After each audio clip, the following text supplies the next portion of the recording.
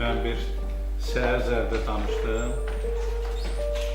Çok şükür Allah'a ki 40 il indi yaşamağın özü də ola bilsin ki bir problemdir. Ancaq 40 il məktəbi qutarmağın özü.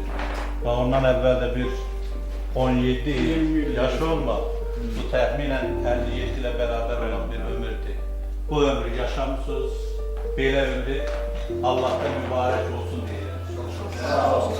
Allah'tan həmişə var olasın deyirəm, hoş gəlmişsiniz deyirəm və həmişə belə sayılan, seçilən məktəbə gəlmək, məktəbi yad eləmək, müəllimi yad eləmək, məktəbdə bir-biri yad eləmək, yoldaşlarla görüşmək, o arzu eləmək, özü də böyük. Yani valla ben